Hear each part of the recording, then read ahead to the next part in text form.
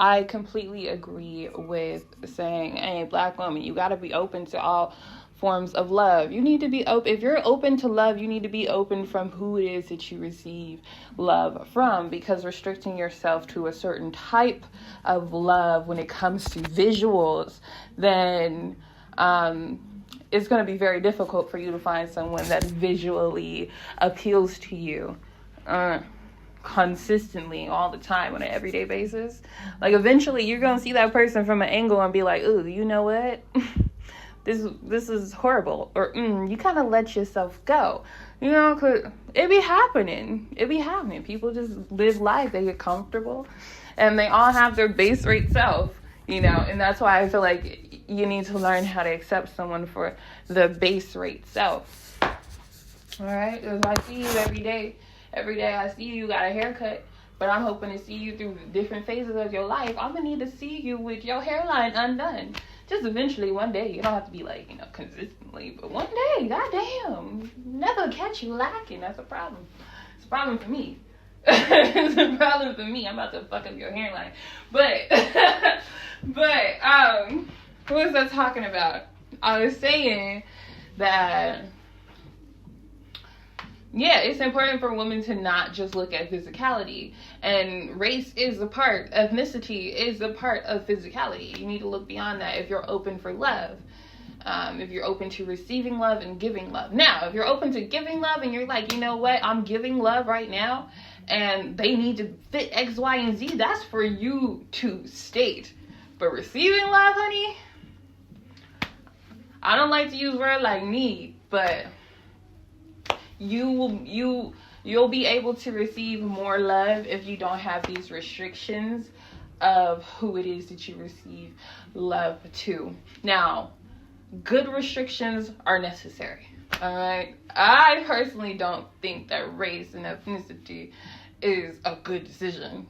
You know, because what the fuck? You mean to tell me you ain't gonna experience that over there simply because he looks a certain way? Crazy, especially if he doing everything right. Crazy, girl. You don't want what you want out of life. Let's just say it. You don't want what you want out of life. You want the looks. You want the appeal of it. But you over here saying I ain't gonna accept this man's love, even though he doing every goddamn thing that I want him to do. He just don't look the way I want him to look. How bad do he look? Like, how bad is it? How bad is it? And it's just the color of his skin?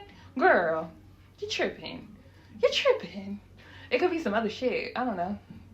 It could be some other shit. But you know what? I'm realizing I grew up differently. I grew up with a lot of different perspectives, a lot of different physicalities. I grew up in America. I grew up in the Midwestern America. America, honey, I know America is racist as fuck when it comes to the media and the promotion of history. Like, it's a racist as fuck shit. Even, like, the government, society, kind of racist. Just kind of.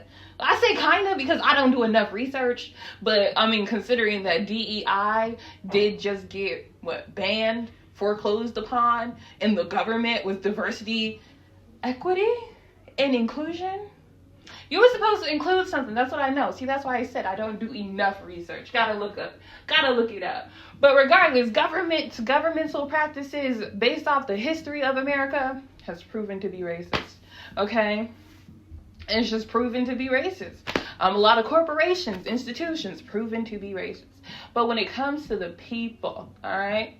When it comes to the actual diverse people that have been around diversity their entire lives, I'm talking like I got people from different countries on my block, in my vicinity, in my area, and they're conversational. They're willing to speak with one another. They're willing to, come over to somebody else's house for dinner. This is a different culture house for dinner.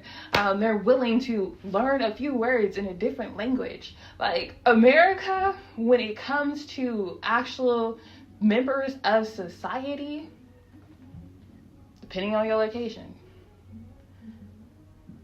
can accept you with open arms, get to know you with open arms, see you and let you show who you are and what you want to be seen. So, It definitely takes two. I could have a different mindset simply because I grew up in America, and the media that's current here in Black Hollywood, I say Black Hollywood, really talking about like Black YouTube and podcasts and live streaming spaces. That Black version is mostly Atlanta. Most of it is Atlanta. And there's a lot of shit going on in Atlanta. Most of it is from the city. I'm watching Kendra G. Kendra she says she's not from Chicago, but she's lived in Chicago for a very long time. And that's important. That's important to state. To say, oh, you know what? I am a city person. I'm talking to a lot of different city people. A lot of city girls. A lot of city guys. City boys. City. I'm not from the city. I'm from the Midwest that has a city. I'm from a plane. All right? It's different. So my stance may be, look at that person's character and their personality, the way that they treat you, the way that they show love, the person that they show up to be, who it is that they say they are, and who it is that they show you they are, and who it is that you are when you are with them. How are you in their spaces? Do you like the version of you that shows up in the room when that person also is in the same room? Do you like the conversations that you're having? Is it different aspects of life, different perspectives? Not even necessarily perspective. Is it your idea and their idea being shared? That's all important. That's all important. And I feel like a lot of city people words have overshadowed that part. So I definitely agree with Kendra when she said you need to open up your eyes and look to see what love is being presented to you, even though she didn't say it in those words.